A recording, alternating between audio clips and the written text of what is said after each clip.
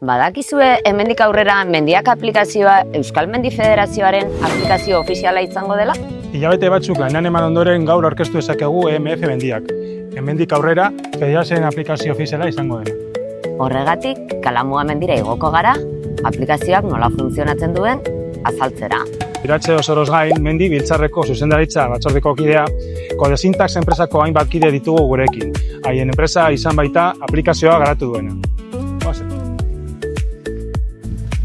Asier, az gaitezen hasieratik, zer egin behar dugu EMF mendiak mugikorrean instalatzeko? Erraza da, lehendik aplikazioa instalatuta baldin badukazue, lehenengo aldiz instalatzen baldin baduzu, azken baten prozesua berdina da. Dendara joan, zure aplikazio dendara joan, eta azkenengo bertsioa deskargatu behar duzu. Errazak aurkituko duzu, ze izenaz gain EMF-ren logotipoa ere azaltzen da.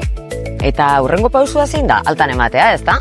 Bai, lehenengo zure apelide edo Google kontuarekin erregistratu behar zara, ondoren EMF-ko datu basarekin zure profila lotu egingo dugu, horrela, federatu esateak dituen abantaila guztiak aktibo geratuko dira. Orain, azaldu jezeguzue labur-labur zer eskaintzen duen aplikazioak. Orain arte ezagutzen zenuten aplikazioaren oso antzekoa da, eta beraz, erabiltzeko oso erraza. Eta bere funtzio nagusia da, mendi igoerak erregistratzea. Ondoren zure historia kontsultatu aldi izango duzu, estatistikak eta ez beste hainbat datu, eta hori bai, ezinbestekoa da GPS aktibatuta edukitzea igoerak automatikoki erregistratzeko.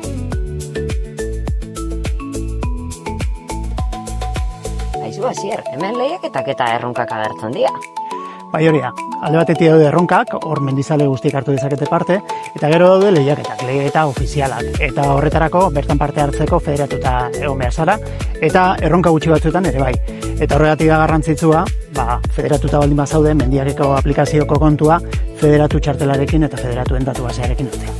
Esan beharra dago, mendien lehiaketa aplikazioan dagoeneko egin daitekeela, baina hori bai, ofizialki datorren urtarriletik aurrera hasiko dela. Hori da, orain asko dagoeneko dituzuen igoeren historia aplikazio berri lanora ekarri aztertzen ari gara.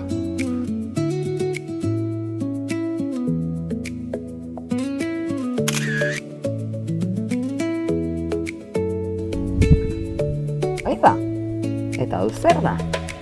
Hau da nobedadeetako bat. Mendigoera bat erregistratu ondoren urrengo mendizaleak igoera berretxe egingo du. Eta hori bai, aukera hau bakarrik azalduko da lehiaketa ofizialetan eta federatuentzat. Konta iguzu zer iruditzen zaizuen eta partekatu beste mendizaleekin ere. Euskal Mendizale Federazioaren ero berri bati hasiera ematen diogu. Eta espero dugu zuek ere aplikazio gustora erabiltzea. Eskerrik asko ere gure babesleari, Laboral Kutxa. Hau posible eragatik.